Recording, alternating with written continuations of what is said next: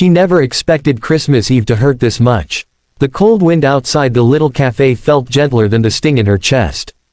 Hannah stood quietly near the frosted window, clutching her red gloves, blinking fast to keep the tears from falling.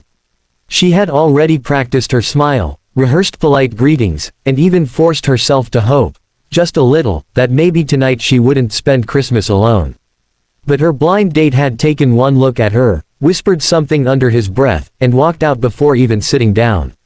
Not a word, not even a polite excuse. Just, gone. And that's where the story should have ended, a rejected woman standing under warm cafe lights while couples laughed behind her. But life has a strange way of twisting in the exact moment you believe you're unwanted. Because right as she turned to leave, a little tug on her coat stopped her. "Are you okay, miss?" A tiny voice. A girl, maybe 6. Holding a gingerbread man in her mittened hand as if offering it like a peace treaty. Behind her stood a tall man, worn jacket, messy hair, tired eyes, handsome in a weathered, real-world way. A single dad, clearly. And he looked as surprised as Hannah felt. I'm fine," she said quickly. "Just a misunderstanding." The little girl frowned. "But you look sad." She extended the gingerbread again. "Daddy says people who look sad need something sweet." Her father laughed softly, rubbing the back of his neck. "She's very generous with my wallet." And that was the moment, quiet, completely unplanned, when her loneliness cracked. Because someone saw her, not as a burden, not as a rejected blind date. Just a person standing in the cold with a hurting heart. The dad hesitated, glancing toward a small table where 2 hot chocolates and a small slice of cake were waiting. Then he looked back at Hannah, really looked, and something softened in his expression. "Sorry if this is forward," he said, voice steady but uncertain, "but, would you like to join us?" Or, he inhaled nervously. "Can we join you?" It wasn't romantic. It wasn't flirty. It wasn't rehearsed. It was human, kind, a lifeline offered without strings.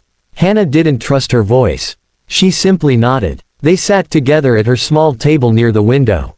The little girl, Lily, talked non-stop about how she had written Santa a letter, not asking for toys but for a real Christmas, for her dad because he works too much and smiles too little. Hannah listened, laughing softly with every adorably dramatic story Lily spilled. The dad, whose name was Daniel, kept apologizing, but he was smiling in a way that was new to him. Hannah could see it. Bit by bit, warmth returned. The rejection faded like a bad dream. When Daniel finally told his story, Hannah understood the exhaustion in his eyes. His wife had passed 3 years earlier. Every holiday since then had been a struggle, forced smiles, empty chairs, gifts that felt like obligations rather than joy. Lily was his whole world, but he confessed that he felt like he was failing at everything else. "I haven't been on a date since," he said softly. Tonight wasn't even a date. Just trying to give Lily a good Christmas Eve. He chuckled. "Didn't expect she'd drag a complete stranger into our plans." "She didn't drag me," Hannah whispered. "She saved me." Daniel looked at her for a long moment, long enough that the noise of the cafe faded and only the quiet warmth between them remained. Hours passed without any of them noticing. They laughed, shared stories, learned pieces of each other's lives.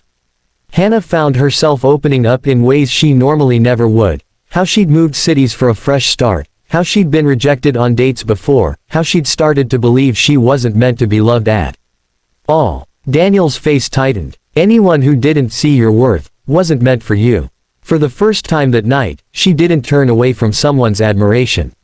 She absorbed it, like someone thawing after standing too long in the snow. When the cafe finally announced closing time, Lily groaned dramatically.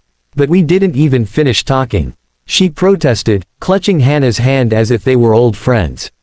Daniel stood, clearing his throat nervously. "Listen, this might sound strange. But tonight felt different. Good different. If you'd like, maybe we could do this again." Hannah didn't hesitate this time. "I'd like that very much." They walked out together into the cold, and somehow it didn't feel cold anymore. Snowflakes drifted around them like blessings. Lily reached up and placed her tiny hand in Hannah's, and Daniel watched with a quiet emotion he couldn't hide. Before they parted, Lily tugged her sleeve again. "Miss Hannah, yes, can you maybe spend Christmas with us tomorrow? Daddy makes pancakes shaped like reindeers." Daniel flushed with embarrassment. They don't always look like reindeers, he murmured. Hannah smiled, truly smiled. I would love that. And as they walked away, Daniel kept looking back at her, as though checking to make sure she wasn't a Christmas miracle that might disappear if he blinked too long. This Christmas wasn't perfect. It wasn't planned. It wasn't wrapped in ribbons or written in some holiday movie script.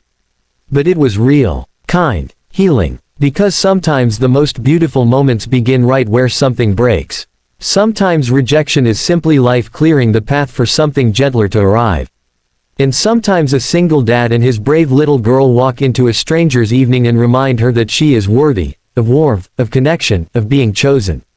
If you're watching this right now, let this story be a reminder. Sometimes your miracle arrives the moment you stop expecting it. If this touched your heart even a little, make sure to like the video and subscribe so more people can find stories that bring hope back into their lives.